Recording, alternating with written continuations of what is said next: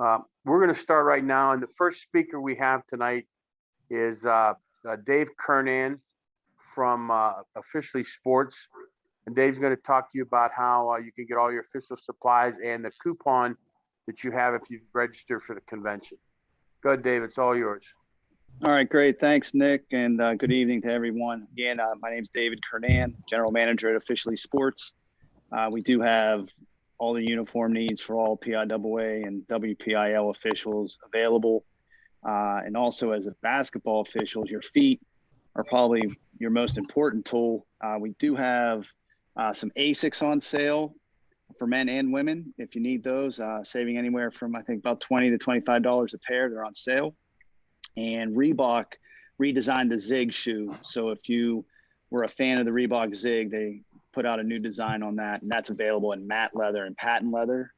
And as Nick just mentioned about the coupon code, if you registered for the winter convention session, that can be applied online at officiallysports.com, or you can certainly call and place your order, or even come into the store and we can certainly apply to your order there. Again, thank you for everyone for your support over all the years. But especially these last couple of years, we really truly believe your support. There would be no Officially Sports. So officials, thank you, and enjoy your clinic tonight. And I hope to see all of you soon. Thanks, Nick. You're welcome, Dave. Thank you for attending. All right, Pat Gebhardt was on our previous two meetings. Pat, I don't think you're here today. Dave, are you going to? Did Pat talk to you at all about?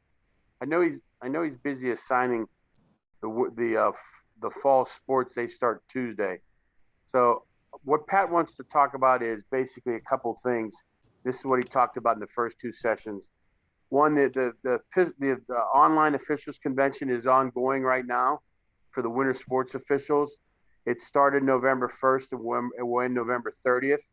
Okay, basically if you signed up for it, you have to attend 2 general sessions and 3 sports specific sessions, and you'll get credit for attending a state convention.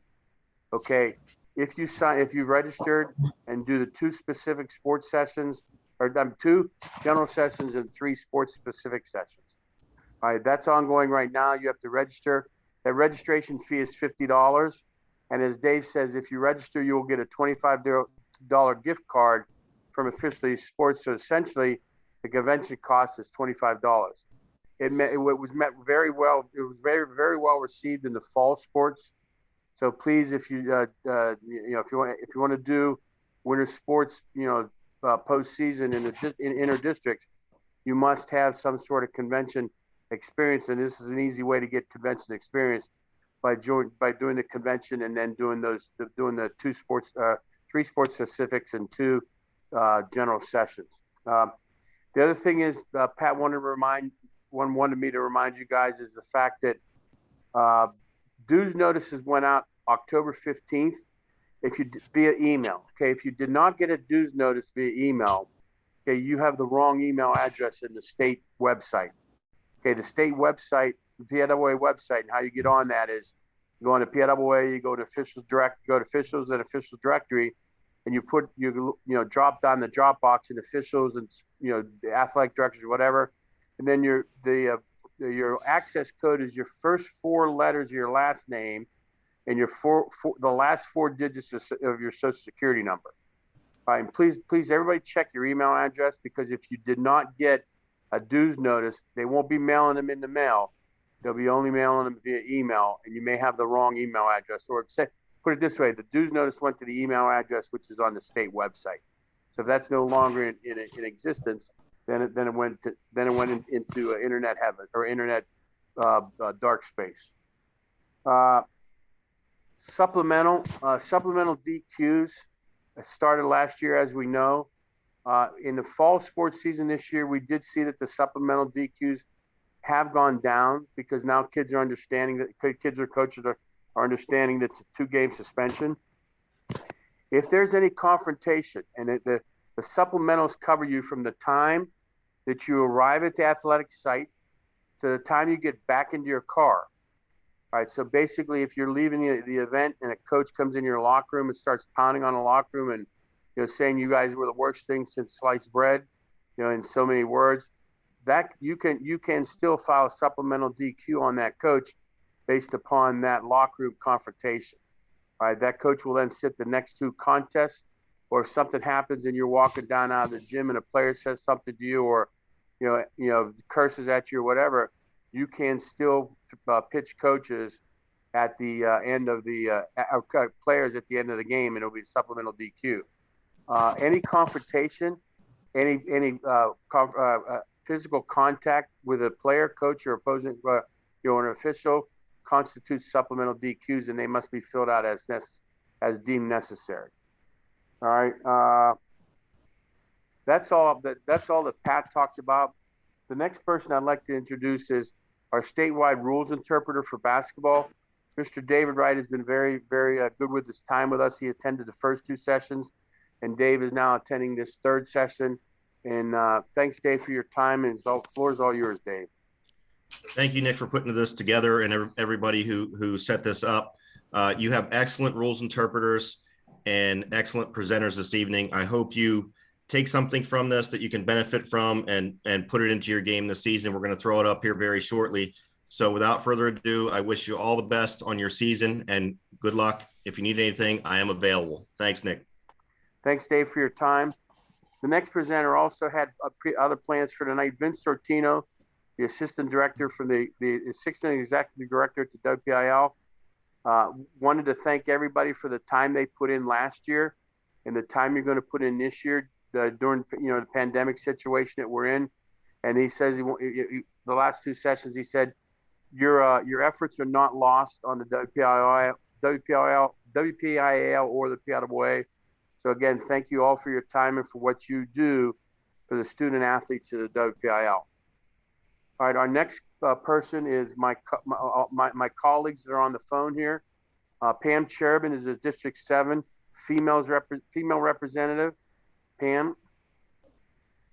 Welcome again to everyone, and it's good to, quote, see you this way. Excellent clinicians presenting this wonderful information.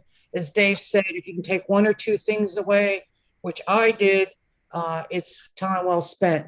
Be safe, travel safely, have a good year, and thank you for all that you do, making our leagues as good as they are. It's greatly appreciated. Thank you.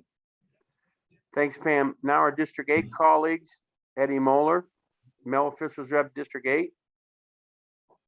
Thanks, Nick. Just thank you, everybody, for all the time and effort you put in for our student athletes. It's very much appreciated, especially the time you take in your personal lives to go out there and take care of taking these students and helping them to do the things that they wish to do. And thanks again, Nick and Pam, for putting this together. Very informative. And I just hope that if there's anything that you need as officials, that you'd reach out to any of the four of us, that we could do anything we can to help you as official representatives, whether it's with the state or with the local WPIAL or the Pittsburgh City League. So again, thank you for your time and efforts. Thanks, Eddie. And last but not least, Ms. Katie Foley, the District 7 Female Officials Representative. Katie? Thanks, Nick. I just want to echo what Pam and Ed said. Thanks, everyone, for getting on the meeting tonight. And thanks to Paul, Dan, and Felicia for helping Nick put this together. And everybody stay safe and have a great season. Okay. All right. So without further ado, I know there's a signers on here, but we're in essence of saving time, we're going to get right to the program. Our clinicians are, and I can't thank these guys, Dr. Young and Paul and Dan Robinson enough. We started in August putting this what we're going to see today together. Their time I know their time is invaluable as everybody else's, but they were very forthcoming with their time. We had probably meetings every week, some every other week, some 2 a week, but I can't say enough about what Paul, Dr. Young, and Dan have done for this to put this presentation together. We are recording this presentation. When it is done, I will send an email out. They'll probably be on YouTube, and you'll be able to see them, refer back to them again if you need be. But with great thanks and gratitude goes to Paul, Dr. Young, and Dan Robinson for the time they put in doing this presentation. So without further ado, Paul Skirtich, the District 7 Rules Interpreter, Dan Robinson, the District 8 Rules Interpreter, and Dr. Felicia Young, the Pittsburgh Urban Chapter Rules Interpreter. Your clinicians will now start their show. Thank you all, and I'll be in and out, but I'll probably be mostly in. And the clinic's great, so hopefully you learned something. Thank you. Hey, Nick, can you share your screen, please? Yes, I can. Sorry, Paul, I forgot about that. No problem. Okay, go ahead.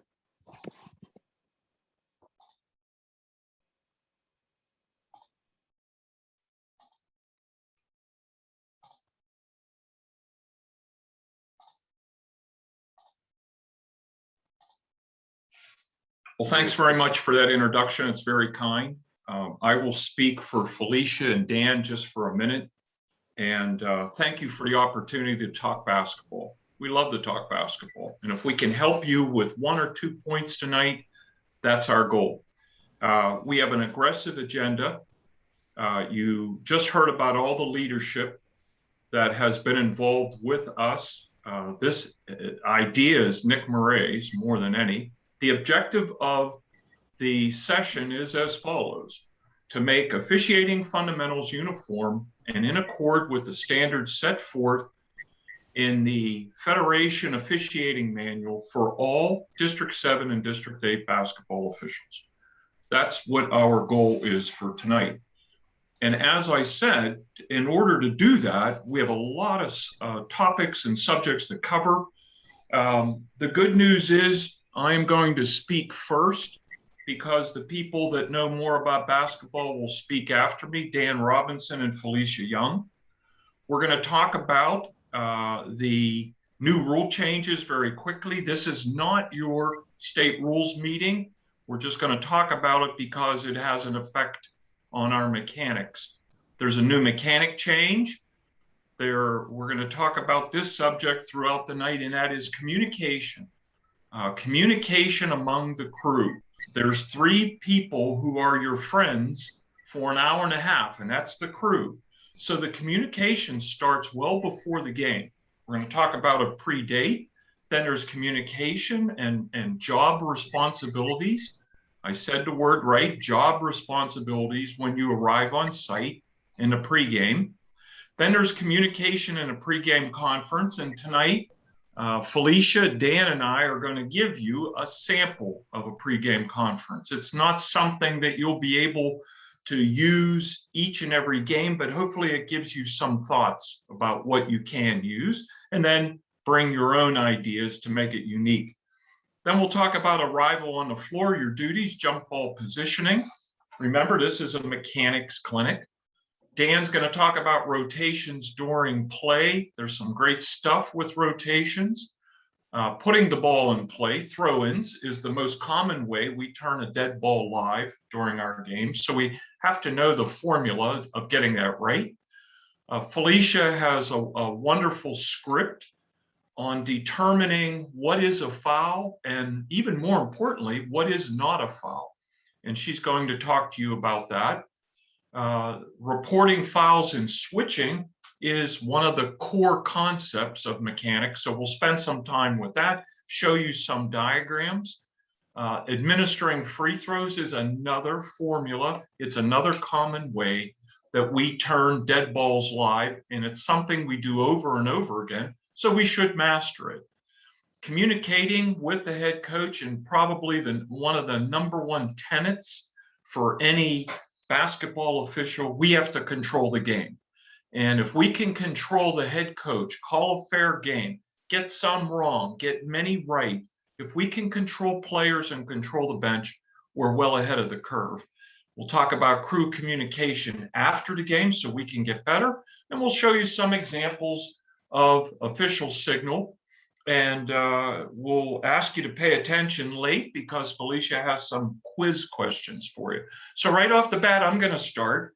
And here with the National Federation High School rules, the first rule that was effective, or will be effective, I'm sorry, next year, is that states may utilize a 35-second clock. The Commonwealth of Pennsylvania has not committed one way or another, but it's not for this year. So if it does come in next year, we'll spend a lot more time, and you'll spend a lot more time in your state rules meeting about another clock that you have to master besides the game clock. So we get to Rule 3. Remember, Rule 3 is about, as we try to get back into thinking basketball, Rule 3 covers players, substitutes, and equipment, including uniforms. And we're going to talk about the two new exceptions, a new addition to Rule 3, and then another exception and a couple of points for you. And here it is. Religious head coverings no longer need an approval letter from Dr. Lombardi in Mechanicsburg. The Commonwealth of Pennsylvania and the PIAA does not have to approve religious head coverings as long as they are not dangerous, and they shouldn't be. And secondly, as long as the equipment is securely attached to the head. We don't want a hijab or a yarmulke to fall because someone could slip on it and get hurt. So they're not dangerous, but we have to make sure that they are securely fitted to the head. The mechanics change is an elimination of signal 37, and I'm sure you know what that is. And if you don't, signal 37 is the team control signal. It's the fist punch, the full arm. The college game, and I know some people think that's verboten to talk about that, the college game changed their signal last year. And a lot of times in the federation rules, we get college changes the next year or the year after. Well, we have so. This is what's happened. All player and team control files will utilize signal 36. And signal 36 is the signal for a player control file. So whether it's a team control or a player control file, we're going to utilize signal 36. I speak for myself first and foremost. I'm going to try and referee again this year, and I know that I have to master that and not automatically go to a fist punch, because there is no more fist punch. The player control signal will communicate to everybody that we're not going to shoot free throws. And there was signal 37.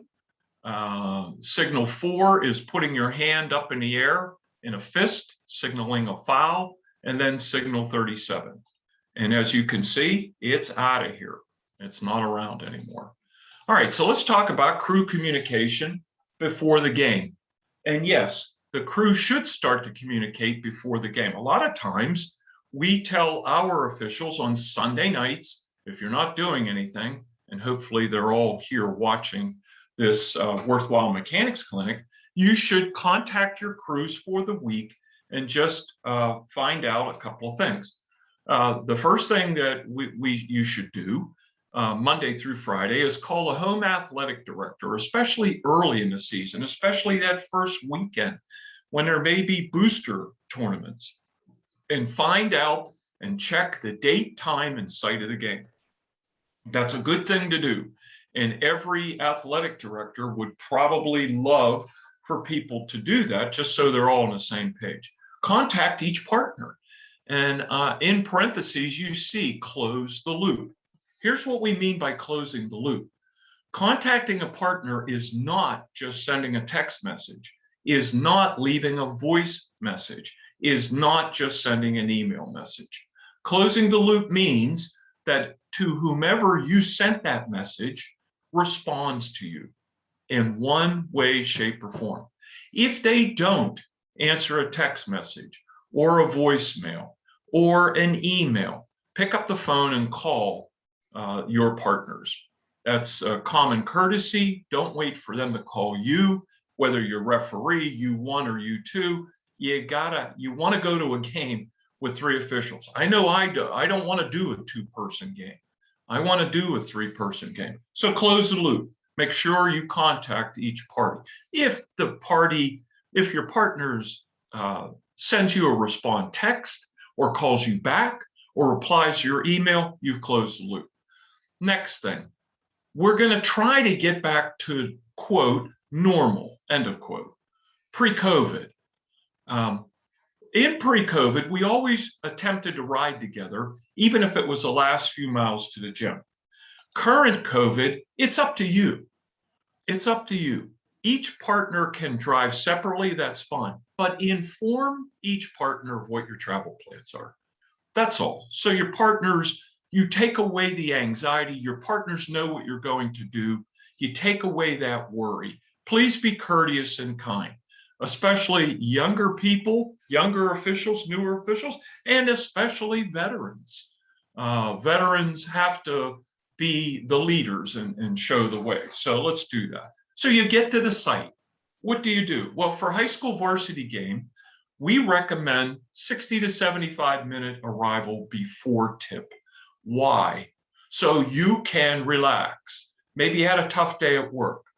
Maybe you had something come up that was personal. Maybe there's health issues going. But getting to the gym may let you decompress a little bit and start thinking basketball. Maybe you couldn't think basketball before you got to the gym. So you get there at 75 minutes, you pick up the rule book, you clear your mind, and you start thinking about basketball. When you get there, try to locate the home athletic director and inform the home AD or their representative that you're there. And take a few minutes, especially if you're the crew chief, you're the referee, and discuss with the athletic director, if that's who you've located and you see, discuss crowd control with the athletic director. It could take you minutes to just say, number one, where are you going to be tonight, Mr. or Miss Athletic Director? Where can I count on seeing you about crowd control? The second thing is, you could ask, are there uniformed police officers here? Are they uniformed security? Where will they be? Is there principals helping you or assistant principals? It's a good time to get that information and you're done. And even before you might have to have or should have a pre-game conference, you have some information that's going to be valuable in case there's a problem. We highly suggest you go straight to the officials' dressing room. It's not time to run for any office. It's not time to meet one side or the other. And here's why. Let's suppose you meet everybody, you meet 10 people from the home team. You never know who is watching you, especially a representative from the away team. And they may get a very bad impression that there might be some favoritism just by you saying hello to someone and shaking their hand. So you want to take that out of the equation, so to speak. You want to take that out of an arsenal so that no one makes an accusation. So the first thing then, we're going to do a pregame conference. And my crew is a great crew tonight. I have Dan Robinson and Felicia Young. And Dan and Felicia, it's great to see you. We're going to have this game in about an hour. So maybe we can just sit down and talk about some of the things that we may run into tonight. It may help us. So I'm going to start talking, but Felicia and Dan, when you think of something, please chime in at any time. This is interactive. This is not a narrative. We're here as a team.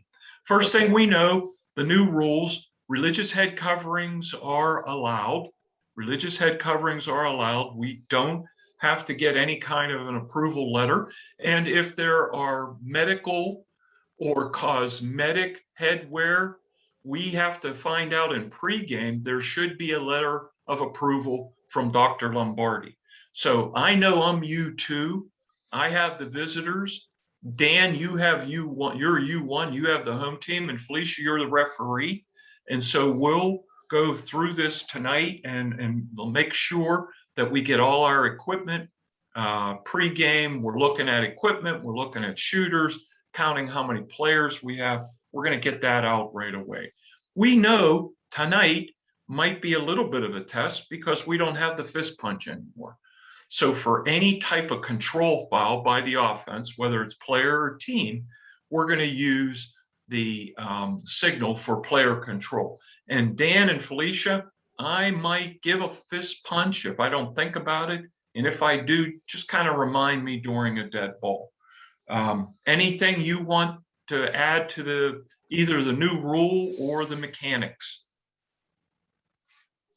I'm good with that. Okay, good. And I know this game, first game of the year, we don't really know what the teams are like, but we're going to try and hustle all night tonight because you never know who's watching us. We just don't know. You don't know who's going to see this game maybe after it, but we don't know who's here in the stands. So let's talk about a few things that we're going to try and get right. These teams, we really don't know, so we'll have to take a look. We've discussed the new rules and a new mechanic. We don't know who's going to be in the stands, but let's get us some things we got to get mandatory. And the first thing is, let's make sure we get our points right. If I don't get my rear end around and see that what looks like a 3-point field goal, but the player has a foot on the arc and the ball goes in and it's 2, and I signal a 3, if Dan or Felicia, you know that I'm 100% wrong, let's blow the whistle and correct it right there. There's no discussion. Let's help each other on getting points right. If it's a 3-point basket, we'll clearly make sure we can help each other, especially the C and the trail at the top of the arc. And the lead can help the trail for the 3-point shot in that strong side corner. So let's help each other. And if I'm wrong and you're right, just crack the whistle, change a 2 to a 3 or a 3 to a 2. The second thing is we got to make sure that we're going to play at least 32 minutes on this varsity game. So we have to make sure we look at the clock. Somebody of the crew always has to look at the clock. I tell myself this, and I learned this from a veteran official years ago. Every time I cross a line, I should look at the clock. Every time I cross a line, I should get a baseline of at least what the clock said. And if I do that, and I do that often, when I cross a line, then if there's a clock screw up, I'll have something, and you may have something, and Dan may have something. And so Felicia, Dan, and I, we could get together and make sure we get the clock right. I know crew mandatories, we got to make dead ball eye contact for the next 1,000,000 miles, as I say, for every game. Not only on live balls, we have to see where each other is looking at, but especially on dead ball. That's being dead ball efficient. If we make sure before a throw in is a dead ball and we make it live and we see each other, then we're in a good shape. We know the theme is freedom of movement. We're going to try and do freedom of movement in everything that we do. And we're going to start in our primary coverage area. It's an area of responsibility for each official. It's determined by the ball location. But here's the first thing I'm going to say that matters with this PCA, primary coverage area. I got to trust you two. I have to trust you two in primary coverage area. We'll only get into each other's primary coverage area if I get completely screened and there's a play that everybody in the stand sees, then and only then you can come out and get that play. But I have to trust you all night long. You need to trust me. I do trust you. When you have a call in your PCA, that's going to be your call. Any comment? Anything to add to that, Felicia or Dan, at this point? Just a couple of things I have, Paul. I think we should make sure that the players are uniformed properly during their warm-up, making sure they have band, tights, and sleeve all the same color. We want to get off on a good start. We want to make sure that the coaching box is marked properly. That would mean to have a mark at the 28-foot mark and also at the end line. And we want to be able to have some conversation on those like technicals or intentional type fouls. We have some conversation before going to the table. Okay, great points. Felicia, anything right now? Nothing right now. Okay, so when we get into this primary coverage area, we're going to split the entire court, but especially we'll start in the front court. And in the front court, we'll have separate duties for the trail, the center, and the R. I have a metallic board that I brought, a magnet board, and we'll look at that in a second. In the front court, we have to remind ourselves, let's find a defense.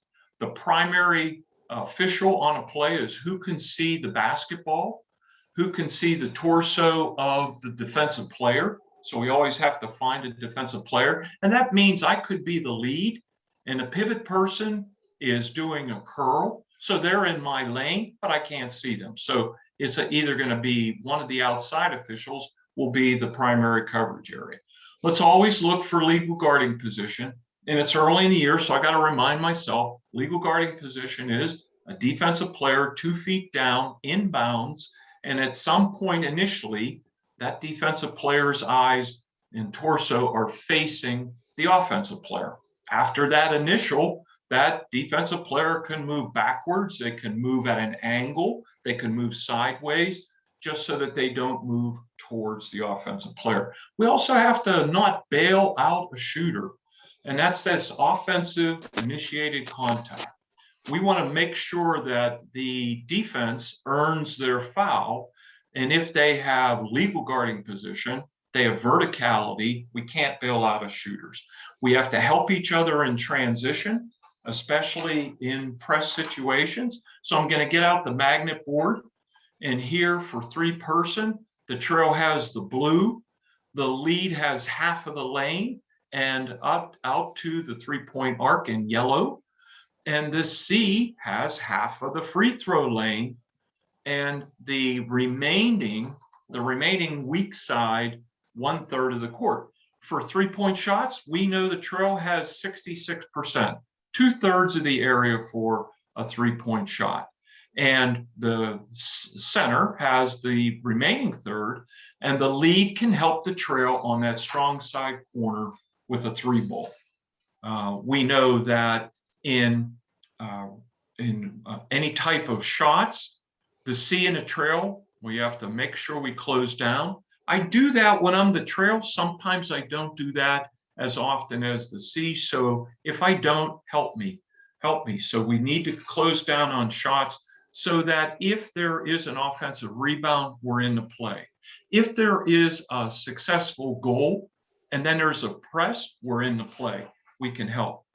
There's a 3-point shot coverage. Mainly it's between the trail and the C. And the trail and the C always have to mirror a good basket. There should only be 1 3-point attempt sign up.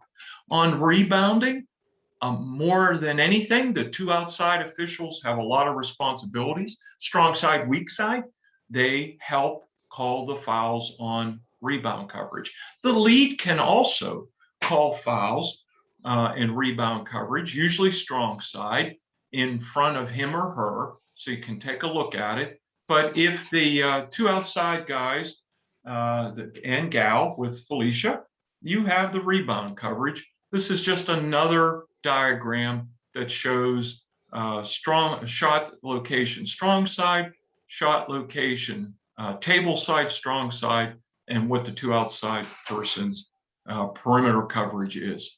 In press coverage, the lead should have the deepest player.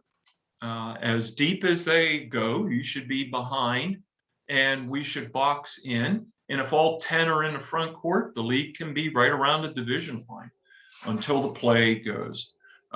We have to get throw-ins right. If we don't get throw-ins right, we may help a team's chance to score more than what it is. So here we see the upside down Darth Vader mask. And if you have these horizontal lines, anything from the corner of the free throw line at a diagonal to the corner, anything in the lane, anything in the free throw circle. And for those officials who do the next level college, that's different, because in college, if there is a play or a foul, a violation in the circle, you go to the sideline. That's not so in our game in the Federation. Everything in these horizontal lines go to the end line. Everything else goes to the sideline. It's just something we have to make sure we get right. And if I'm going to a wrong site, please stop me and get me to the right site. We're going to emphasize freedom of movement with ball handlers. The ball handlers can be the dribblers outside. The ball handlers can be post players. We're going to allow cutters to have freedom of movement. Whoever the cutter is going to, even at a diagonal, would be the primary coverage area. Be patient with the whistle, especially as the lead. Remember, with whistles, there's only 6 times we are supposed to sound them outside of fouls and violations. We've talked about the outside officials. They got to take shooters up and down, whether it's a 2-point field goal attempt or a 3. We talked about changing the points, and that's no conference. Make sure we keep our eyes on the basket for basket interference and goaltending. We talked about rebound. Screens that are high, the 2 outside officials have to help each other. That's a real tough play for the lead. So the C and the trail have to have these high screens.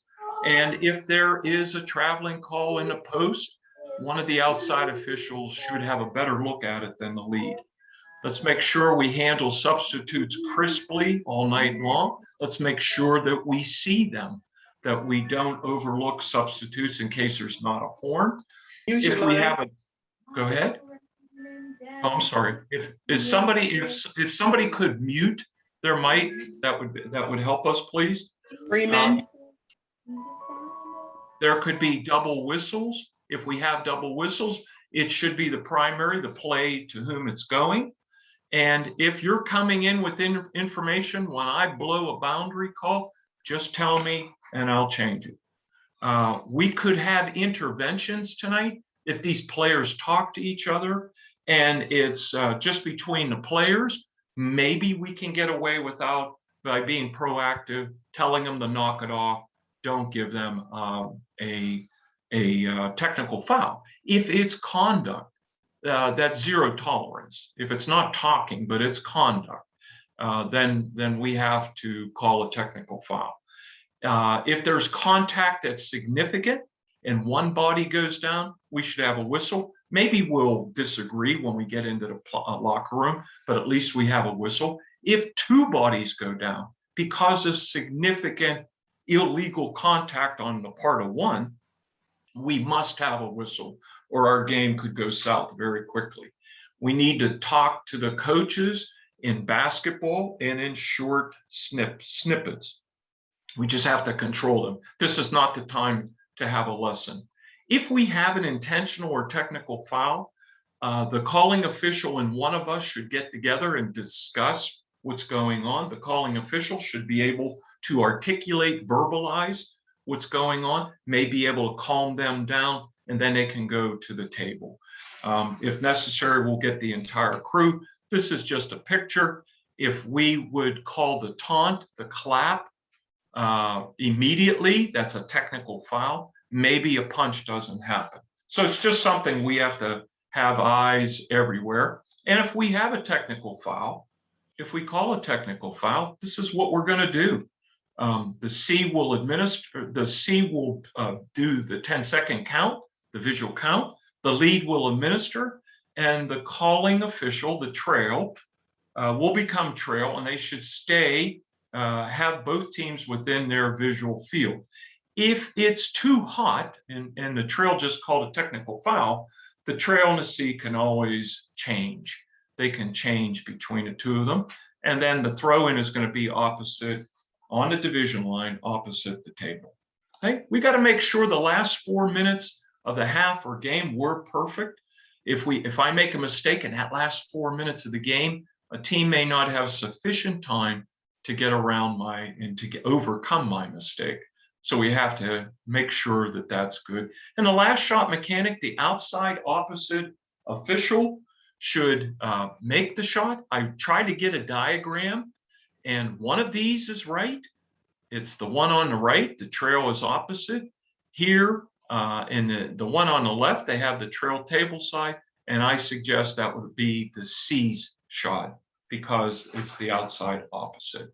We're going to get to the floor, hopefully 15 minutes, and we want to get to the floor 15 minutes so nothing happens with these two teams, so we can look at equipment. We want to get there, and there's a diagram where we're going to stand. We're going to observe, like Dan succinctly said. We're going to look at the number of players, uniforms, and equipment, and try to get all of those situations fixed without calling any technical fouls. I know U1's going to observe the home team.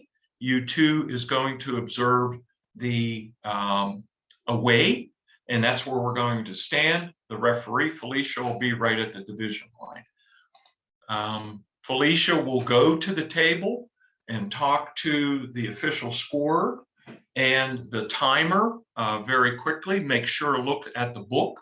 Make sure it has at least the same number of names as players. It can always have more. We don't want to have less. That's when we get into trouble.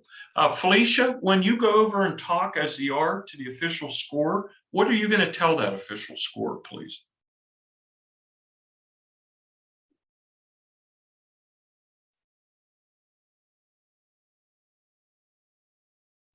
And maybe you're on mute, Felicia. Well, as we figure that out, I'll do it. If I'm going over, I'm going to go ahead. Go ahead, Felicia.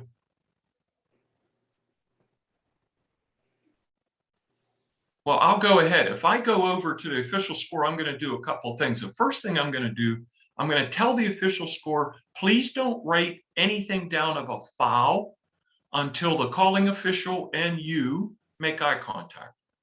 And I know I'll tell the official scorer, please wait. If there's a visiting score, I'd like the two of you be together, but the official score is acknowledged by the rules of the Federation. A visiting score is not. And if they don't want to sit together, there's nothing I can do about it.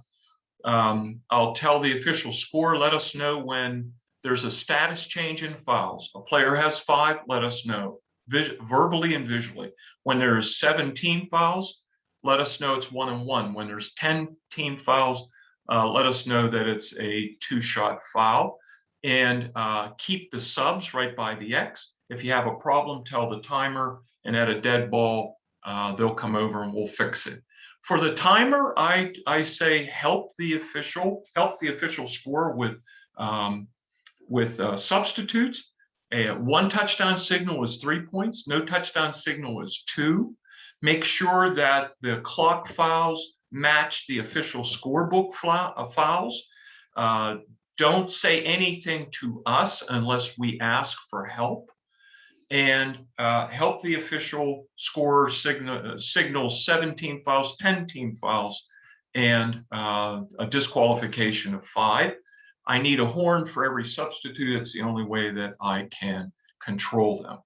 So those would be sample narratives. In my pregame, we're going to get the coaches for the sportsmanship message and position during introductions. We'll talk about whether we're going to go across from the scoring table and just wait there. We still have the COVID-19 pandemic, but we'll talk and we'll make sure we get on the same page.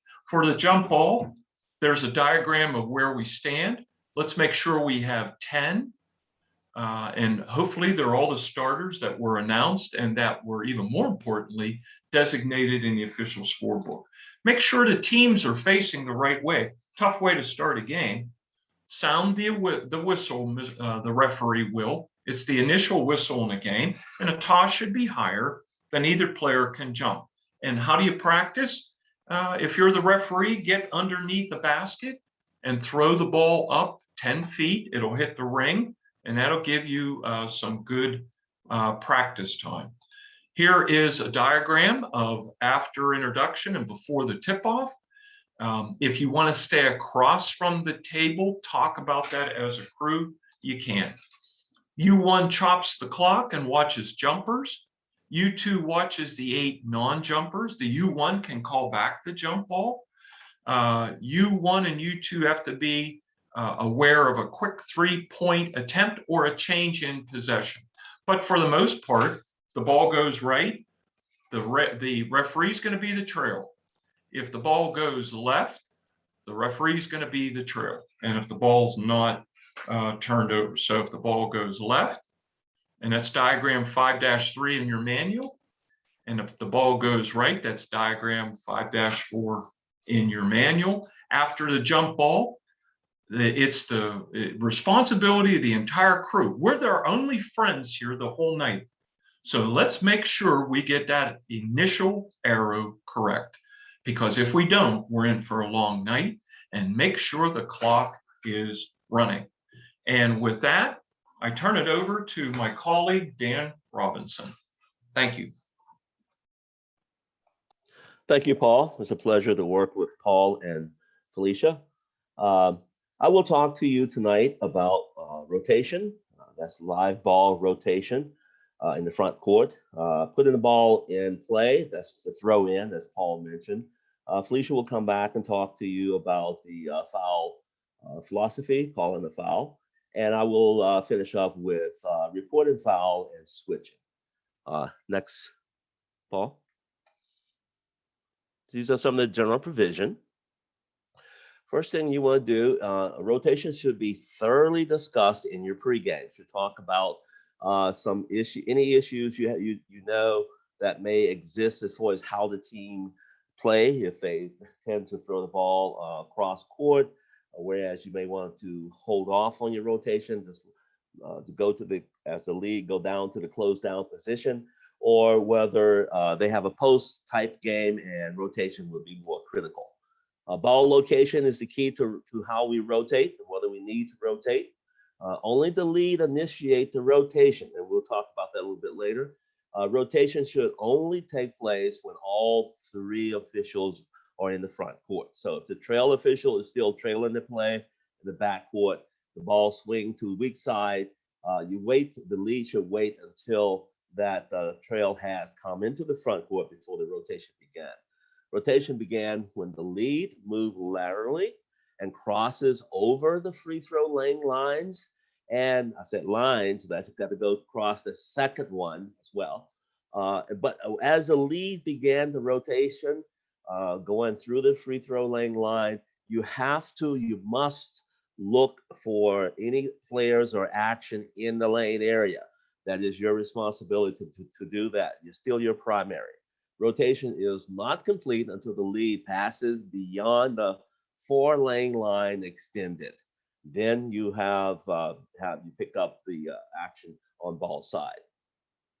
Trail to new center official. Next.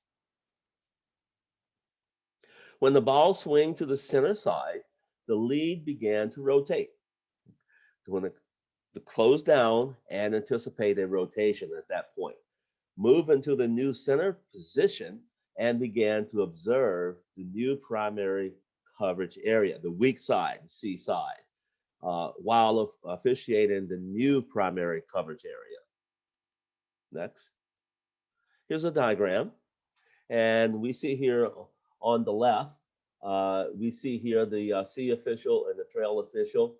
And the ball is located on the weak side, on the C side. And so if you look to the right, you'll see the lead is beginning to initiate his rotation over to the weak side. And when he crosses that line, that second extended line here, that C official, who is now will become trail, will begin to back out. The trail official will come in to become the new C. Now the C is the last one to rotate in that particular case, but this shows you when the lead should go over. Remember, you referee in all the area in the paint as you rotate. The lead goes to ball side, the trail closes down, the C complete the rotation. They are the last. The C the last to move. The C has to referee the matchup with the ball. Now you see here is a interactive. You see the ball has swung to the top of the key, And go ahead, next one. Okay. Now the ball is going over to C side, and you see the lead is rotated. Okay. Now the trail should be moving down. There you are. And to the new C position. And now you see the C, the old C is moving up to the new trail position.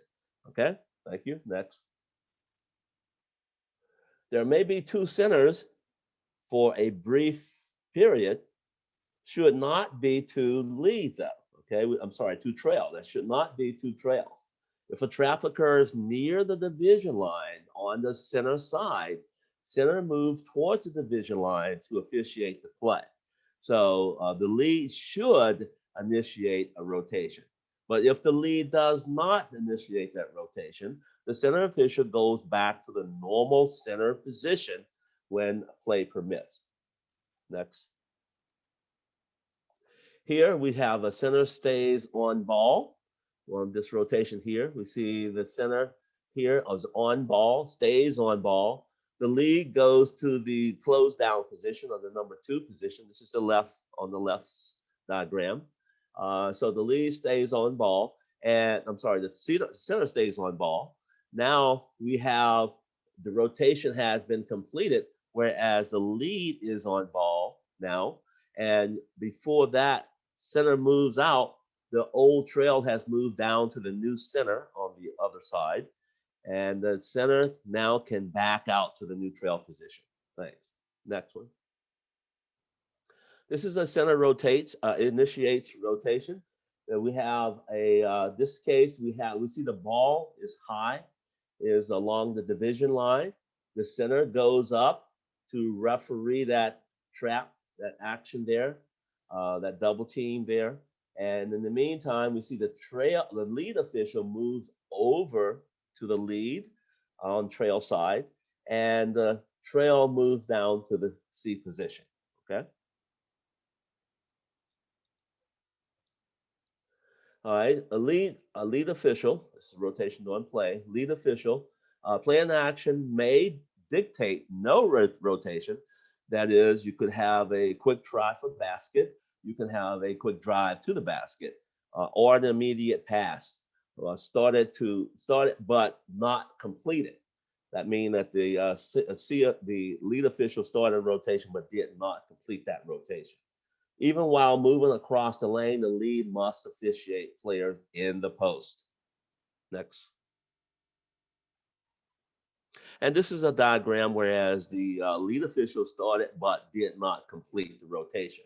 You see at the bottom of the diagram, the lead official has started their rotation about midway through the post, and there was a shot by number 3, and the lead official moves back and get ready to referee the rebound action.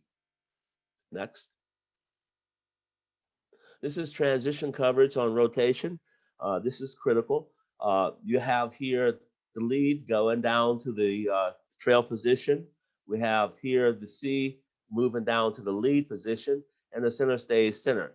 Now, what can happen here is you could have a situation whereas the trail official, the old trail official up top in your table, failed to pick up the rotation by the lead coming over, and the trail official may think they're going down to the new lead position, but you have the OC who did rotate and went down to the lead position. So what can you have? You can have 2 leads here. If that happened, again, this is something you talked on your pregame. If that happened, then that new lead position going to trail probably should be about halfway between and wait until one of these leads here recognize the error and move to the C position, and then that new trail move over to the lead position. Thank you. Next.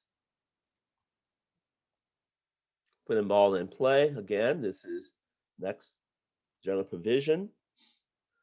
Always indicate the jersey color and direction of the throw, and use the proper signal. On the direction signal, we use our hand, our fingers are all touching.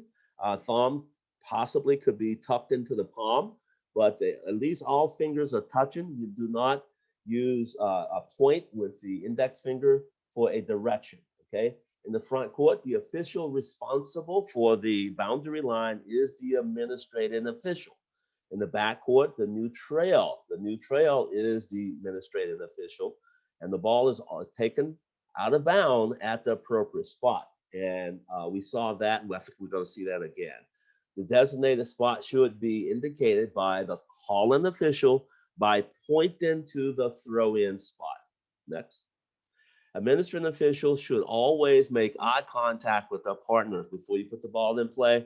You want to have contact with your partners. You want to make sure the time on the clock. You can even take a peep at the table, make sure there's no subs there. But before you have a throw in, you want to at least have some type of visual contact and maybe even some thumbs up, some kind of indicator that everyone is ready. When administering throw in on the sideline, a bounce pass is recommended on the sideline. Again, here's this throw-in spot, another diagram of that spot. Paul has shown that to you before, but I'll just reiterate this.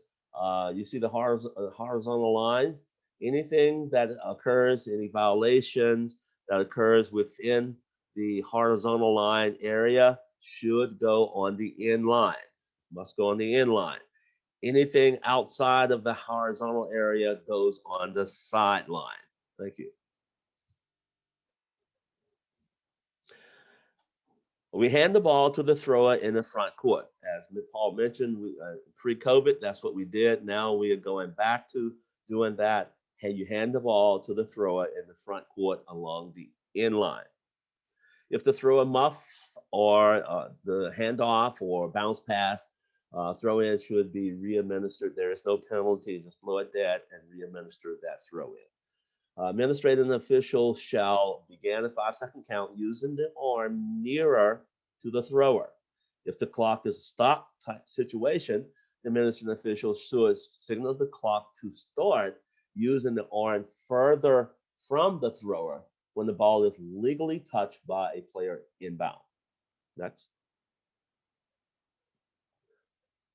Throw in to start the second, third, and fourth quarters shall be administered by the referee. Indicate the jersey color and direction, blue, and again, tuck with the hand, finger tucked together. Designate the throw-in spot, which is the division line opposite table. You sound the whistle, and you place the ball at the throw disposal. Before you do that, again, you want to check with the table. You want to check your clock. You want to also make sure your partners are in position and ready. Okay, this is putting ball in play for in line. Front court throw in inside the three-point line. Inside the three-point line, the administrative official should be outside the player. The thrower should be outside. Front court throw in outside the three-point line. The administrative official should be on the inside. Again, we will hand the ball to the thrower in the front court. Designated spot, throw-in spot on the in line shall be outside the free throw lane line extended. Anything in the paint, we don't want to put the ball in play under the basket. So you got to go beyond those, either one of those lane lines. Use signal 8 to indicate a player can move along the in line after stoppage of play after a made basket. That signal 8's in your book. All your rules signal is in the rules book and in the mechanics and the officials mechanics manual. In the manual, it is on page 23 to 32, and your rules book is on page 80 and 81. This is a throw-in administrative official. We see the throw-in is being handled or administrated by the trail official here for a throw-in. And the middle one here, we see the throw-in is been administrated by the trail official. The lead, whom was over on a table side, moves over to opposite table to double the line. That's where the lead comes over here. And on the one to the right, we see the throw-in is underneath. We had the lead table side again. Now the lead comes over to opposite table to administer the throw-in. and the C moves back to the trail position, and the old trail moves down to the C to the center position. Next. All right, this is a throw in and lead position. We see the lead is on the outside. We have the ball there inside the 3-point arc. So the lead will be on the outside to administer that throw in.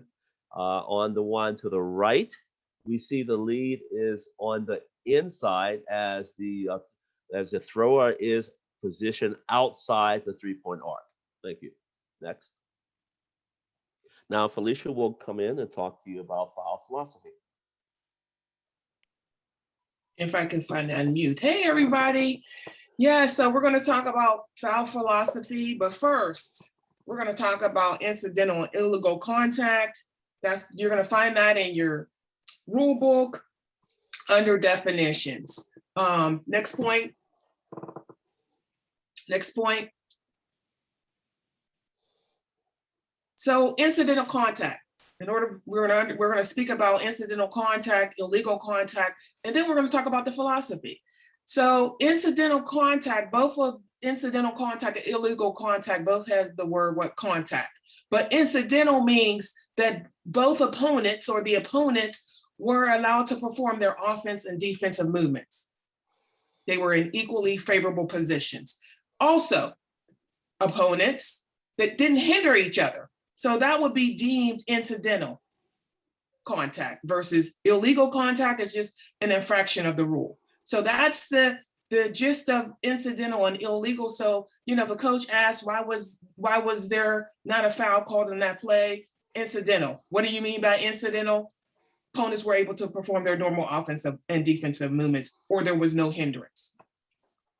So now that's going to get us to think like the offense and referee the defense. So as we have played, most have played on the call, next slide, and you've heard the coach say, get in triple threat position. So we're going to use this triple threat position that we all most have heard or about to understanding the foul philosophy. The first is if I have the ball in my hand, right? There's 3 things I can do. Let's just define what triple threat position means. There's 3 things I can do. I can pass, I can dribble, and I can shoot. Obviously, I can always call a timeout or a violation could be called on me. But generally, when we're speaking of triple threat position, we're talking about pass, dribble, shoot, right? So let's just talk about pass. If Dan is guarding me, thinking like the offense, right? I'm trying to pass to Paul, but me as well, refereeing the defense, what illegal contact can Dan do? He can hit my hand because I'm trying to, or hit my arm as I'm trying to pass it to Paul. So that's kind of thinking like the offense and refereeing the defense. In order to referee that particular player, that particular matchup, you have to see between, you have to see the hands. So you have to be in a position, I would say PAD, P-A-D, position, angle, depth. Then you have to look there, which is eyes. And then finally, you have to have the judgment. Is it a foul or not? Move on to the next point, dribble. I have the ball. Go back, please. I have the ball. I'm about to dribble legally, right? Dan is still guarding me. I'm about to dribble legally. What can Dan do illegally while I'm dribbling? He can what? Trip me up. That's illegal. Rhythm, speed, balance, quickness. That's going to be the next point that we're going to talk about here briefly. So that's thinking like the offense and referee the defense. And finally, shooting as far as triple threat, the last point as far as shooting, right? I'm in triple threat position. I go up to shoot. Dan can do 1 or 2 things. He can try to hit the ball as I'm going up to shoot, 1. And then while I'm in the air, because I can elevate over Dan, it's no problem. While I'm in the air about to shoot over him, he's either going to hit me on my from elbow to wrist. So you want to look for that. You have to see between that competitive matchup to be able to see Dan hit me on the elbow, from elbow to wrist is illegal contact, right? While I'm in the air, I can swivel with my shoulders. I can pass it, but once I have committed that I'm about to shoot, it's very difficult for me to really maneuver my lower body. So if there's contact with my lower body, my hips move, something happened there, some sort of foul, maybe it was my teammate, who knows? But you have to be mindful that you need to take that shooter up and down. Right now we're going up because I'm in the air, I'm about to shoot. We're making sure that Dan doesn't hit me on my elbow or my wrist. We're making sure I don't get contacted in my lower body area. And as I'm coming down, because I'm an airborne shooter, right, 1 foot has to hit the ground. So that means Dan cannot be in my landing space. So if Dan is in my landing space and I twist my ankle, that's a foul on Dan, because the shooter has to be able to go up and down. Basically what we're saying is protect the shooter, take that shooter up and down. But there's one last piece Dan can do. Once I land, Dan can what? Back me out, box me out to the floor, displace me. So there's a lot to look at once a shooter goes up. You have to take that shooter up and down. You pause, make sure there's not a box out or a back out or a displacement. Then you cast your eyes to rebound. So don't go up and then rebound, because you can see the ball with your peripheral vision, right? So you want to always take that shooter up and down, and then you go rebound. That's the point of thinking like the offense and refereeing the defense. Next point. So rhythm, speed, balance, quickness, that terminology generally is used above the free throw line. Those are usually where your guards are. They're dribbling the ball and they get tripped up as they're trying to dribble. There's no thinking. If I get tripped up and I'm dribbling and I get tripped up, that's an automatic foul. There's no thinking with that play. Above the free throw lines, that's where you're going to have a lot of your hands, illegal hands as well. But in the scenario that we're talking about, rhythm, speed, balance, and quickness, if Dan trips me up, that's a foul. That generally occurs above the free throw line. Can it occur below? Of course. You got dribble the drives to the paint all the time, but generally you get a lot of those calls above the free throw line. Next slide, please. Start, develop, finish is talking about our post players. That's below the free throw line. We generally use that terminology. Start, develop, finish. That means you have time to really watch this play. You have time. You don't have to blow your whistle as fast as when you're above the free throw line. Start, develop, finish. That's when the post players are going to try to decide what post move they're about to do. So you don't want to, if Paul's going up for the shot and Dan is guarding Paul, I don't want to blow my whistle so quickly and interrupt the game. So I call that a GI upset or a game interrupter, GI. I've interrupted the game. It was a nice flow, and here I interrupted the game with an and one. Generally, the ball goes in, an and one. So you have to start, develop, let that play finish. You have time. That usually occurs below the free throw line. Can it occur above? Of course. Next slide, please. And then, as I mentioned, patient whistle. You want to have a patient whistle as below the free throw line. Above the free throw line, you can call those a little bit, if it's a foul, you don't have to wait, start, develop, finish. A trip is a trip, but an and one that you could have held on, make sure you have a patient whistle. So that's the foul philosophy and incidental illegal contact.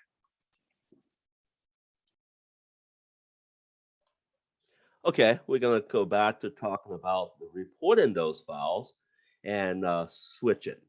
Then Felicia will come back to speak with you about another matter as well. Our mechanics is very, very important. It's how we communicate to our players, our coaches, our fan, as well as our partners. So we need to use very crisp, clean mechanics that's approved by NFHS and do them properly. So we call a foul, we use the fist, and that fist should be as high as we can reach, reaching for the ceiling with the fist, so to speak.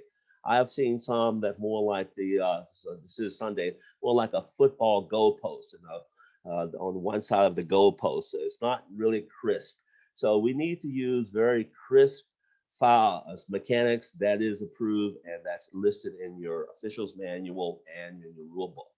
So reporting to the score before addressing a question from either coach. You want to go to the score. If you made a call and that call was somewhat questionable by the coach, and that coach is asking you for an explanation, if he wants to give you some opinion, you don't need to respond to everything the coach says. But in this case, you want to go to and report your information to the table before addressing the coach. If the situation needs to be discussed with any other officials, then you do that before you report to the table. The ruling official informs the score by moving around players and proceeding quickly to the box. The box is the reporting box. We'll show you that in a minute.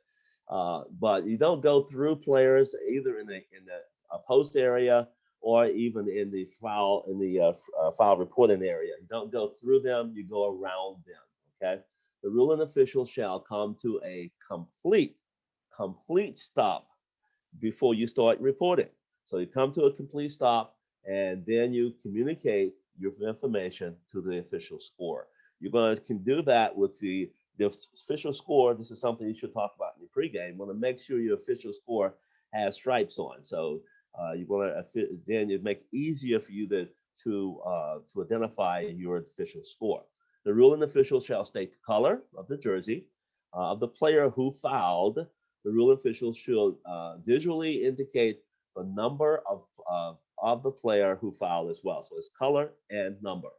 And here is your foul reporting area, the FRA. You see horizontal lines there, and it starts around the tip of the key here, where the 3-point area is, and it goes over probably about halfway to the end line and to the sideline. And so any place, this is not on the court, you will never see it on the court, but you have to look at the diagram and visualize it as you go to report. So any place within that area is sufficient. Make sure you have a clear view of the table. Make sure that that table, as Paul mentioned, that table official is looking at you when you're giving your information. Thank you. Next slide. We are into two-hand signaling now. So the right hand shall show the tens digit, while your left hand shows the ones digit. We read left to right. So if you do it that way, then the official score can read it left to right and get the right information. You verbalized 24 and not 2-4. A lot of young officials who just started, they tend to say 2-4. Sometimes people get in a bad habit, but it's 24, not 2-4. Give a verbal and visual signal indicating the nature of the foul using the approved NFHS signal. Next. If free throws are to be attempted, you want to verbally and visually indicate the number of free throws. You want to complete all your communication before granting any timeout or beckoning any subs. And that also applies to your partners too. None of your partners should be calling in sub, granting timeout while someone is reporting. Next. This is the non-ruling officials. The first thing that two non-ruling officials should do is freeze your field of vision. This means that you may be moving to your new position on the court, but you're going to have your eyes encased on all the players there. You want to make sure you see them as you're moving. Provide information, if any, to the ruling official before that ruling official report to the table. You want the non-ruling official also want to ignore the ball. Don't go after the ball while the information being conveyed to the table. And if the ruling official, that was a made basket and you did not see the proper mechanics or communication that the goal counted, then you want to go to that ruling official before he goes or she goes to the table and let them know that the ball went in and let them handle it from there. Ensure correct free throw. This is a non-ruling official. You want to make sure you got the right free throw. You want to begin to line up the lane for free throws if we're going to shoot free throws. All right, here is some switching here. We see this staying in the front court. Lead called foul. The lead called foul. Opposite table. You see that lead there, opposite table. Calls the foul. Goes to report. Do not go through the player, but go around the player to report and becomes the C official. I believe this is not shooting, so on that for that throw in. Next slide. Here we have staying in front court again. The league calls foul table side, goes to the reporting area and becomes a new trail. So goes again, not going through any players on the court and report and becomes the trail official. See the ball is going to be inbound there on that end line. All right, this is table side center, calls a foul and no free throws. It's table side center. So you see the center here, table side. You see the foul is called on to 2 number. see the two number fours there. So call on number 4. And so they go to report that foul in the diagram to the right, goes to report that foul and becomes a trail official. The lead official moves over to become lead table side. The lead was opposite table, now become table side, and the trail official goes down to the center, become the new center. Next. All right, this is center opposite, calls foul. Note this again, no free throws, center opposite. On the left, we have the center calling a foul. On the right, we see the center goes to report and becomes center table side. Now the throw-in spot is going to be here. Lead goes over opposite table, become lead there where the throw-in spot has been identified by the center. Then the old trail goes over to become the new trail opposite table. Next. Here we have a foul called by the trail official. Again, no free throws. So the trail official calls the foul. You see the lead is already table side. So the trail official goes to the reporting area, report the information, and stays the trail. In this case, the trail official is going to have a throw-in spot on sideline. Next slide. This is trail opposite, calls a foul. No, again, no free throws. Call the foul right near the free throw lane line area. And so the trail official calls a foul. This is the left one. We see lead is opposite table and C is table side. So trail goes over to report the foul and stays trail on table side. The spot throw in is over on table side and on the inline. So the lead must goes over to administer that throw in. The old C goes over to become the new C opposite table. Next slide. This is table side lead calls fouls on the offense. This is no free throws. This is called on the offense. Table side lead calls a foul right there on the offense. Table side lead comes up to report that foul and goes down to become the new lead, going down the other way. The trail official goes down to the old trail, goes down, become new trail, table side to administer the throw in. The C just goes down, become the C on the other side. Here, see this? Okay, thank you. Here we have back court to front court, no free throws. Again, back court to front court, no free throws. Lead calls foul opposite, moves to report. Lead moves to report the foul, and the reporting area, and becomes a C over on the back court, going down back court. The OC goes to the new lead position on the inline to administer that throw in. The trail official goes down to become a new lead. This one here, we have a backcourt to front court. Again, no free throws. We have foul called trail official opposite, the opposite side trail here, calls the foul right in that area, identifies a throw-in spot on the side, and goes to report and goes down to the new lead opposite side, the new lead. So that trail official does not become the C. That trail official goes down, report, and becomes a new lead opposite side. Next. Here we again, this is back court to front court, no free throws. We have foul, the center official calls the foul, table side, center official calls the foul, table side, identifies a spot throw in on the side, goes to report the foul and become the lead on the other end. So we have the old lead coming over to become new trail to administer that throw in, and the trail becomes the new C opposite side. Next. Notifying coach of disqualified player. Here we have a foul called by the table side lead. Table side lead calls a foul, goes to report the information to the table. The table indicated is his fifth foul. Next thing he goes is to go to the coach and tell the coach that he has that the player has 5 fouls and disqualified and need a sub. At that point, he has to indicate to the timer for 15 seconds for replacement, and to give a point to the timer when to start that 15-second interval. There should be a horn at the start of the 15-second and a horn at the end of the 15 seconds.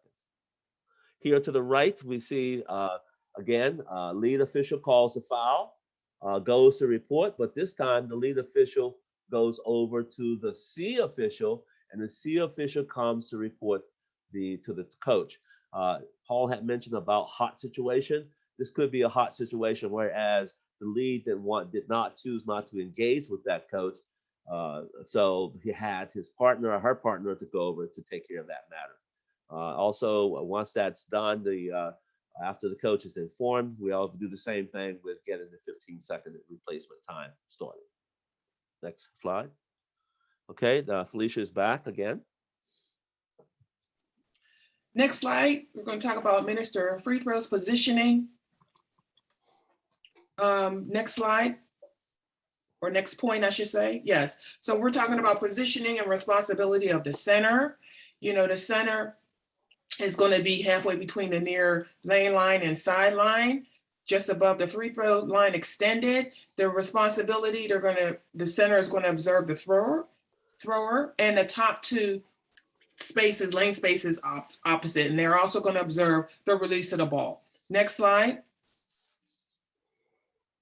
The lead is responsible for, after confirming how many free throws we're going to be shooting, they're going to bounce the ball to the thrower. They're going to back out about 4 inches from the near lane line and well off the end line. So you can see it's nothing like being too close to the play and you miss the play. You know, if you put your hand in front of your face, you can't see too much. And so that's how it is when you're officiating the lead. You want to be well positioned off of the end line. The responsibilities, obviously they're going to have that lane space closest to them, spot number 1 closest to them, and they're going to have all the opposite lane spaces as well. They're going to be observing those players to make sure there's no violation, no fouls that take place, monitoring rebounds. Next slide, please.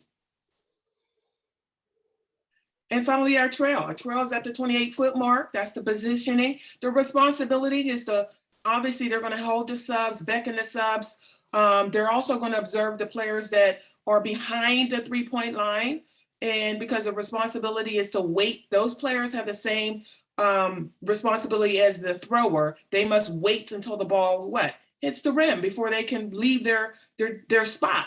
And so if they're outside the 3-point line and they cross, that's a violation. So that's the responsibility of trail. And then a trail is going to also assist. They're not going to have the primary whistle. They're going to be assisting the center and the lead if there's a violation that the center and lead did not call. So they shouldn't have the first whistle. Give your center and lead that the first primary whistle on those violation if they occur in the lane area. And this is an example of this. As you can see, the vision of the center. As you can see here, as I told you, they have the opposite two, number 2 and number 4. 4 white and 2 gold, and then they have the ball as well. Next slide. That's the coverage. The trail, as you can see, the trail is almost at the 28-foot mark. They're going to have the players behind the 3-point line. There's several players behind the 3-point line, and then again, they're going to assist the center and lead. Next slide. And this just gives you another picture of what I just said. The lead has the 3 opposite plus this lane space closest to them, and then again the center is going to have the thrower as well as the 2 lane spaces opposite. And also just remember that the center as well as the trail, you're going to step down when it's the last shot attempts to make sure you're closer to action and you're not refereeing future stuff. Often what happens is the trail, thinks that the shot is going to be made or missed, and then they take off start running towards the other end of the court. Well, that's trying to officiate future stuff. We have to officiate where we're at, which is free throws. So make sure you take a step down. Communication with the communication well and controlling the bench.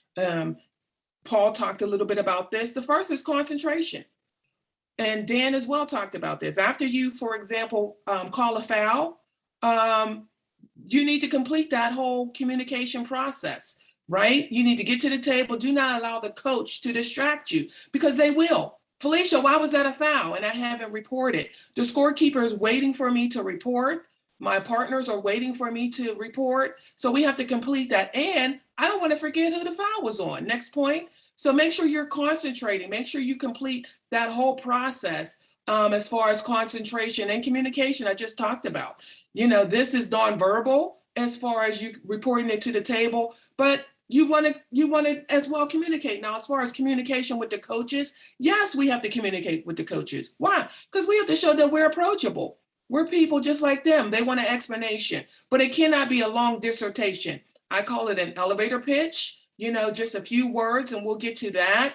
You know, why was that a foul? You know, why was that a blocking? Impeded progress. You'll see that in future slides, but that just gives you an idea of how to extract the definition to explain why you called a hold, why you called a block. So you have to communicate, but you can't communicate the whole time while you're officiating out there. We have to be consistent. Consistency, if Dan says, okay, that's your warning. Paul comes around, that's your warning. Now I come around and say, that's your warning. That's not being consistent. That's not being consistent, and it deals with credibility. So when one person gives a warning, for example, the next rule, it's not our rule, it says it in the rule because it's a technical foul. So let's be consistent because that gives us credibility, and then that's going to allow us to control the bench, the whole bench, including the head coach. Now, the assistant is there. They may ask some questions, you know, and it's okay personally if they ask questions. Now, if they get out of control, you know, that's when you go to the head coach. Coach, can you help me out with your assistant? Because one day the assistant will be a head coach. So you always want to be kind, but no one should step out of line, including the assistant coach. So those are my C's: concentration, communication, consistency, credibility, and control when we're talking about coach and controlling the bench decorum. Signals, we're getting into some signals. Next slide, please. Okay, let's get ready for get our fingers moving. I'm gonna ask a question here. How many foul signals are listed in our rule book? Or if you can just type a number in the chat so we can have a little interaction here.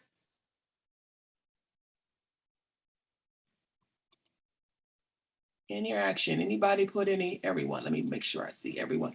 Okay, we got some, okay. Very good. Thank you for participating. Next slide. So the answer is going to be 9. Now name those listed in the signal chart. Can you name a few? Put a few in some of the signals. Next slide, please. There you go. We got block. That's one of our favorite, block. Okay, so these are some of the signals that we often do. As you can see, illegal use of the hands, hand check. These are our hands that have the hands in as far as what was done. Illegal use of the hands or hand check. Next slide. You can see the 4 points for illegal use of the hand. Holding. The reason why I put these up, holding, when the coach says, well, why was that holding? You can just say freedom of movement. In fact, it's freedom of movement. Blocking, impeded the progress. So you can just extract the definition to help you communicate, which we just talked about, communicating to the coach with that elevator pitch. Next slide. Charging and pushing. Again, moved into the torso of the opponent.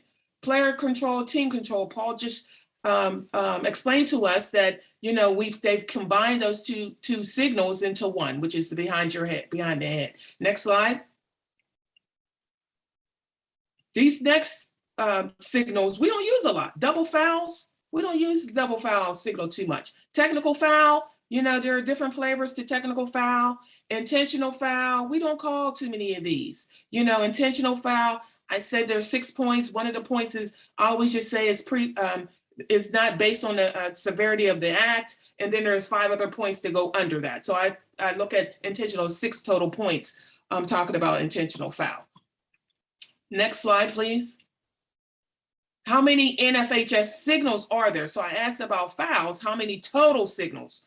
All the signals are there.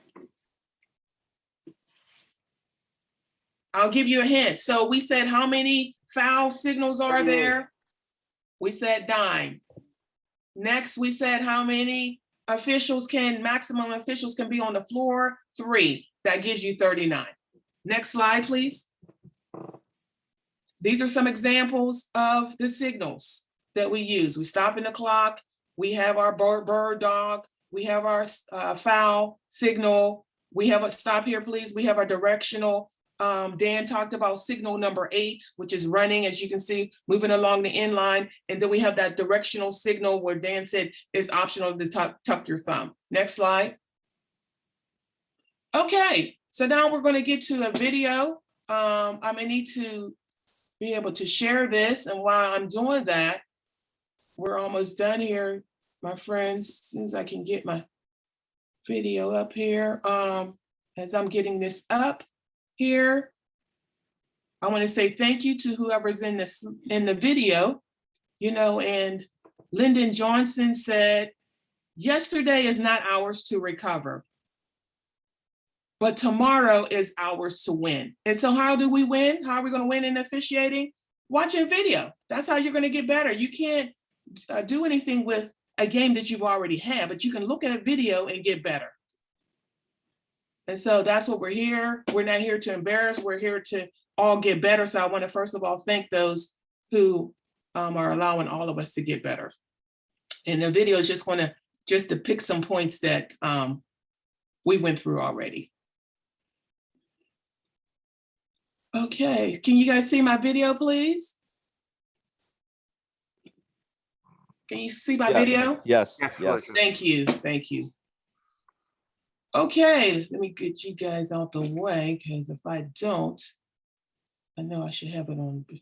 Okay, so you're gonna notice when I show a video, I put myself in a video. So I'm going to be the lead here. If you can see my cursor, I'm going to be the calling official, the lead. You know, Dan will be trailing the play, and then Paul will be the center. You know, because I always like to say connected to the play versus saying, oh, that was him, that was her. Okay, so I'm gonna run it here, and then we'll do a little talking, and we're almost done, friends. Okay, so the first point we're going to talk about is a little bit of court coverage. That's point number 1. So let's just go back, and it's just going to be brief. It could take us all night, plus tomorrow, plus the next day to go through one video, because if you stop it frame by frame. But let's just look at this. I'm in the lead, so I should be what? Leading the play. That's why it's called lead, right? I should be trying to lead the play. Often what happens is the ball will always beat my legs up the floor, but I should at least what? Hustle. Paul talked about hustling. I should always hustle, right? To get in front of this play, right? And so as you notice, I slowed down a little bit. And the reason why I slow down probably is to get an angle. As I mentioned, you want to always see between the players, right? That's where you're going to see the foul, right? So I slowed down a little bit. Generally, you want to hustle all the way to the end line. But on plays like this, we tend to slow down a little bit so that we can see, okay? So we're not talking about the foul yet. So in a sense, we're almost in a 2-man here, right? It's me, and I said Paul was going to be in the center. It's a 2-man when you have a transition play. So what are you officiating? Number 1, this is a transition play. So in a transition play, briefly, there's 2 officials that make it to the front court, because the new trail, it takes them a while. They're trailing the play. Trail, that's why they're called the trail. They're trailing the play. So it takes them a minute to get into the new front court, right? So on this particular play, court coverage is going to be between me and Paul. So on this particular play, who should be calling the foul on this particular play, right? Probably myself, right? At the lead, probably should be having the first primary whistle on this play. Paul is there, you know, Paul is there just in case for secondary, as a secondary whistle, just in case I don't see it because I'm too close to the play. Remember, I talked about pad, position, angle, depth. The E is I'm looking there. And finally, judgment, I have to call a foul. So that's just a little bit about court coverage. And we can go into a lot about this, but I want to get into the next phase, which we're going to talk about here, the calling official. I am the calling official. Our clinic here is not about what type of foul this is. We're going through the mechanics only, okay? So now, as a calling official, we're going to go through the calling official. Let's go. I'm going to run through it, and then I'll bring everything back. Then we'll start again. I want you to watch the calling official. I am the calling official.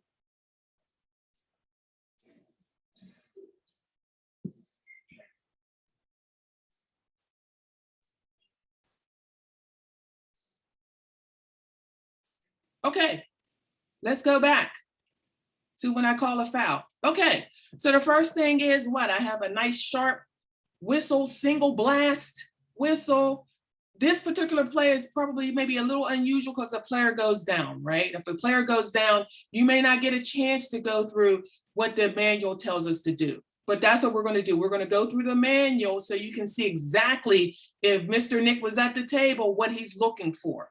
Okay. So first, I post my foul, right? Nice up to the sky, punch through the ceiling, like you're punching through the ceiling. It's pretty straight here, right? The next thing is move towards the player a little bit, right? In this case, there's a player on the floor, so definitely I should be moving closer to the players. Why? Because you need to let the other players know you're there, right? So I move closer to the players a little bit, right? The next is I tell who fouled.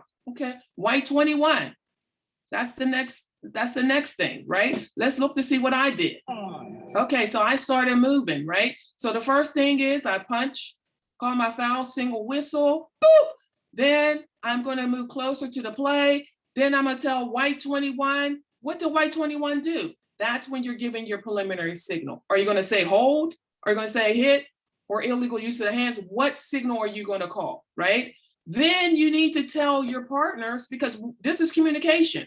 We talked about communication throughout this whole presentation. This is communication. I'm communicating to my partners. I'm communicating to everybody, basically, right? Now, after this, after I have posted my foul, I have moved closer to the player. I have told the player, okay, white 21. Now I say what the infraction was. I say a hold or a block, whatever the case may be. Then I need to tell my partners, what are we doing next? Are we shooting or are we on the end line? What are we doing? So either I'm gonna say 2 shots, 1 shot, or spot throwing. We need to communicate all that, right? Before we vacate this spot. So there's a lot you're supposed to do before you vacate your spot. Now let's go to the next thing. Okay, so we already talked about this, right? I shouldn't do what? Walk through the players or run through the players or jog through the players. Go around the players. Go around the players to get to the reporting area. The reporting area is going to be right here at the tip. So as you're having a nice, strong run with confidence, nice jog, get to the reporting area. You can visualize this right at the tip, which will be a 3-point shot right there. That's where it starts. So if you get inside of there, you're in the reporting area. So you want to run around. I run through, right? Now, next point, I have the ball in my hand, right? Dan said, don't touch the ball if we can help it. Sometimes we're human. Sometimes the ball comes at you. So you got to grab the ball because it's just a natural instinct. So if you do, you then give it to your partners. And partners, which we're going to talk about as well, should help out, right? So whenever able, don't go for the ball. But in this case, it came to me. So it was kind of like, shocking. It came to me. So, but generally do not touch the ball, right? Let the ball go. Now, where I'm reporting, but I'm walking and talking, right? I'm walking and talking. I need to stop in the reporting area and communicate with who? The table official, the scorekeeper. She or he is going to have on a shirt that looks like one of us with the stripes, right? She should be, or he should be looking at you, making good eye contact. If they're not looking at you, wait until they lift their head, or you may have to get their attention because you may be calling it on white 4, but she or he thinks it's on white 3, right? So that's communicated when Paul did that, at the beginning of the game, when you're having your discussion with the timer and the scorer, right? So I shouldn't be walking and talking, right? Nick is watching this. If he's our observer, he's watching this. He's watching me walk and talk, right? I should have stopped here. And it's tough. Even when you're officiating, we had a transition play. Our eyes were moving. It's tough to officiate when our eyes are moving, but we have to move because the players are moving. Here, it's tough sometimes for the scorekeeper to actually see our signal if we're moving. So then what happens is I get here, I report, and then what happens? The timer says, honk, honk, honk. And then you turn and say, well, who was that foul on? But if I would have stopped and said, white, as Dan went through the whole thing, use your voice, white, 21. What was the nature of the foul? it's confidence, because maybe it wasn't a good call. But if you exude confidence, it's more believable, right? So here, you don't want to walk and talk. 2 shots right here. This right here. Often what happens here, as the new trail here, I reported. Sometimes I'm talking, the coach comes up and says, Felicia, why was that a foul, right? Remember, we mentioned it earlier. You want to get through that whole presentation. All you say is 1 minute, coach, let me finish reporting. The coach says, give me a timeout. 1 minute, coach, let me finish reporting, right? And then you communicate everything you need to communicate to your partners if the coach called the timeout. But in this example here, often what happens is the officials, including myself, we're standing here, maybe the table is talking to me. And then Paul, who's in the lead, gets a little antsy and just throws the ball to the thrower.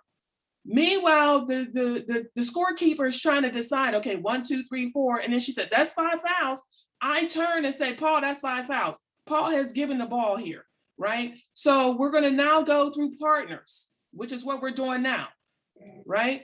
So finishing up on this piece here, after I have reported my foul, I should turn to tell Paul 2 shots. The center should say 2 shots. We should all be signaling 2 shots. Why? We don't need a correctable error. This is not where we're going to pick up our pace of play by Paul hurrying, throwing it to the thrower. We're going to pick up our play while I'm reporting. Paul is saying, okay, Blue, get to your spots. White, get to your spots. That's where you're going to pick up pace of play. Because if I turn here and the players aren't lined up, now I have to wait till the players line up, right?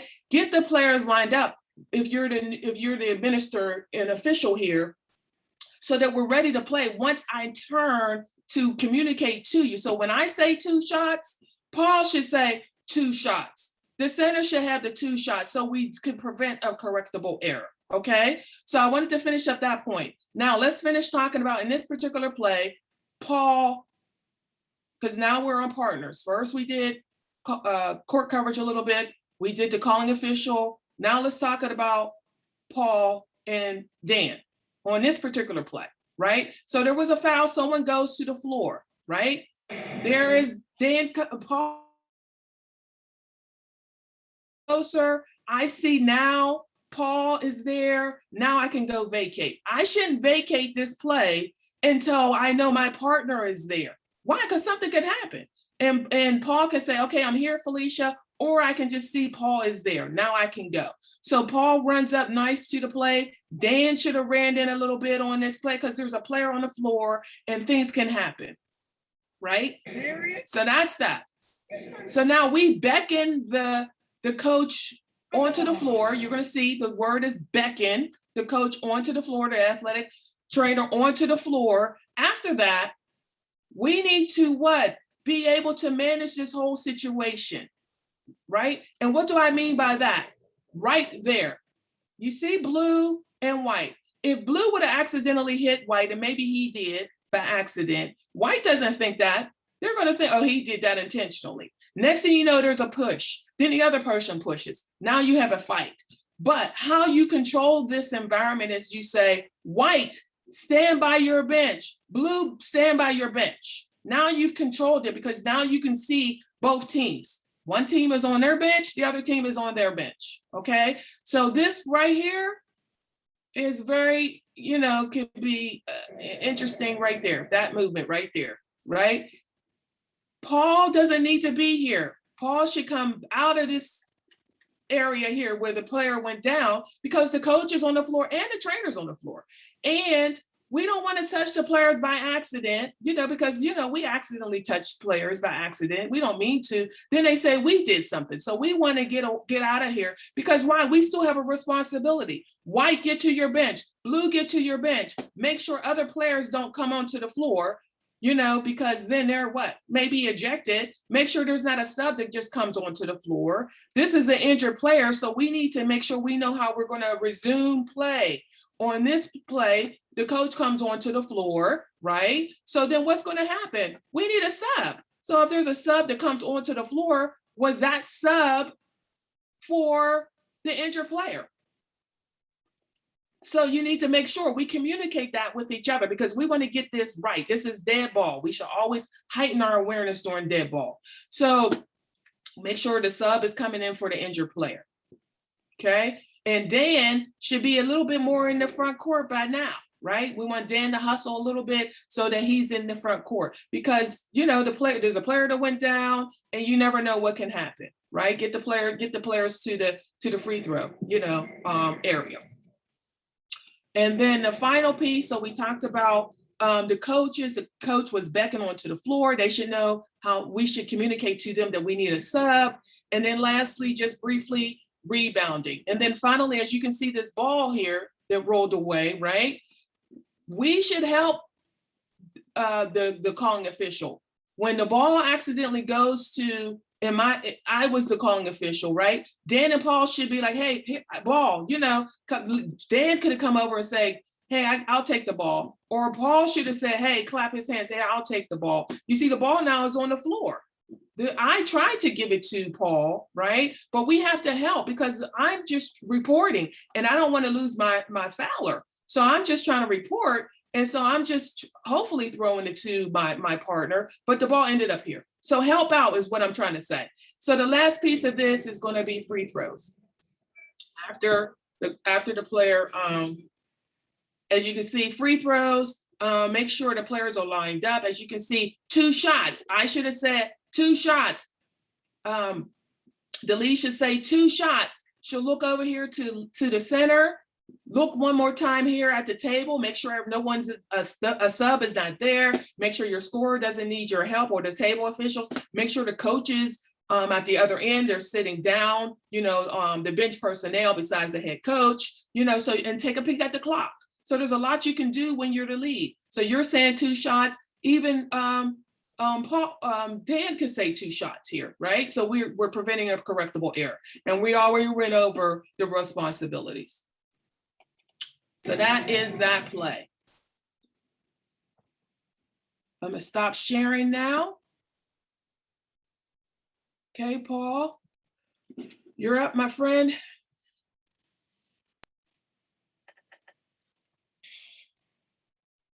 Next slide. Okay, Paul and Dan, that was a great game. Alaska scored 98, Hawaii 100. Let me make sure I write that down for the game report. So in our post game, Dan, do you have anything, maybe a play? I'll ask both of you guys, did you have a play maybe you wish you could have had back or, you want to discuss? We'll start with you, Dan. Anything? Well, on that particular play, I thought that I should have hustled to get it to the front court a little more than I did.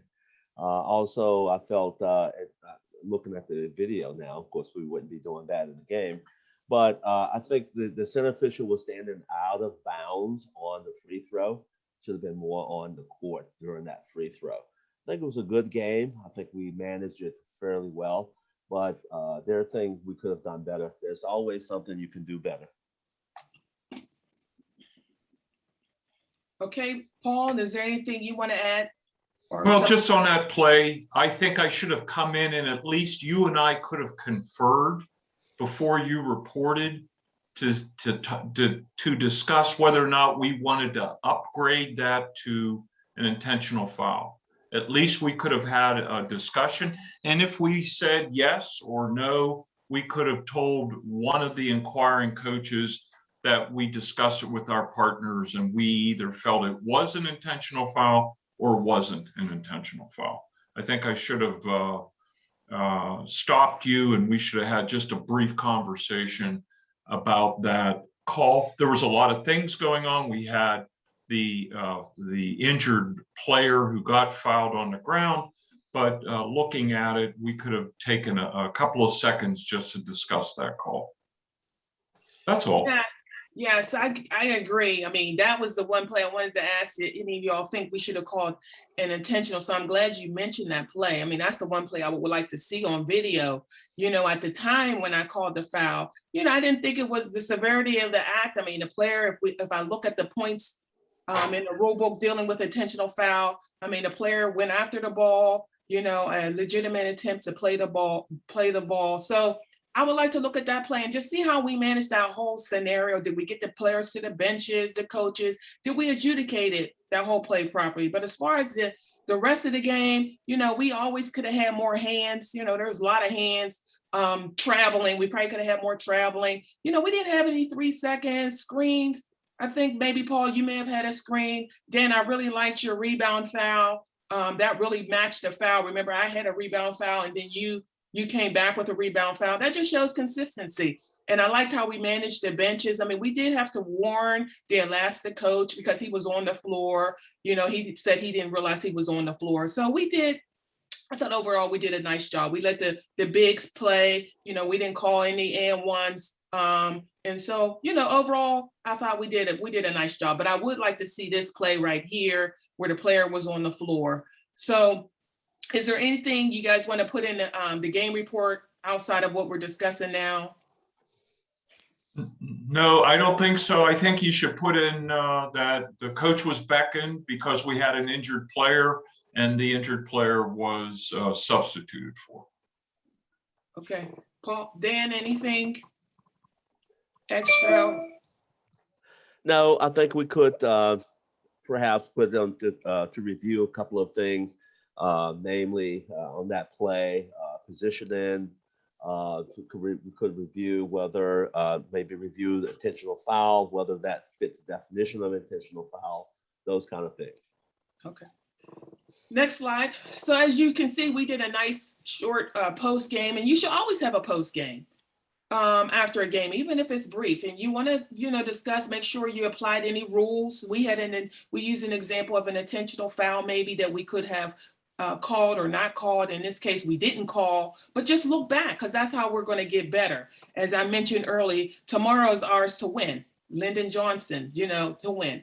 And also communication. How do we communicate? Were we consistent with our calls? Were we accurate? Good calls, correct calls or no calls? Was there any calls we wanted to take back, which is what we discussed? Court coverage, rotation, players, bench decorum, unusual situations you should discuss. We discuss a possible intentional foul. You may have an observer like Mr. Nick here, you know, and then we have to do a written report in most cases. And so you want to make sure your post game reflects what you're going to write in the written report. I shouldn't write anything that we have not talked about in our post game. So, Mr. Nick, thank everybody. If there are any questions, I'm going to turn this back over to our fierce leader, Mr. Nick. We thank you for attending. It's been an honor. Thank you, Felicia, Dan, and Paul. Great job as usual. Any questions now? If you have any questions, please get in touch with me at nkkmorea@aol.com. Don't laugh. Yes, I still have AOL. I refuse to change it, but it's nkkmorea@aol.com. Want to thank all the leaders of the PIAA, all the leaders of the WPIAL for being a part of these sessions. And I want to thank you, the officials, for taking your time to improve your basketball skills and thereby better the sport of basketball in Western Pennsylvania. We've had glowing reports of the clinic. Like I said, these will be video recorded, and we will put them on YouTube. And I will give those addresses to your chapter secretaries and rules interpreters. Again, thank you all for attending. I can't give enough thanks to Paul, Dan, and Dr. Young. They put tremendous amount of effort. When you see these guys this year and see these guys and gals this year, give them a thanks or send them a thank you, because you don't realize how much work they put in to get this done. A big thank you again to Dan, Paul, and Dr. Young. Lastly, I am running for District 7 male officials rep again. Would like your vote when the ballots come out December 1st. If there's no further questions, any questions from the group? Thank you all for attending. Thank you, Dan, Felicia, and Paul, and have a great season, folks, and hope to see everybody down here one time or another at the Pete. Thank you and goodbye.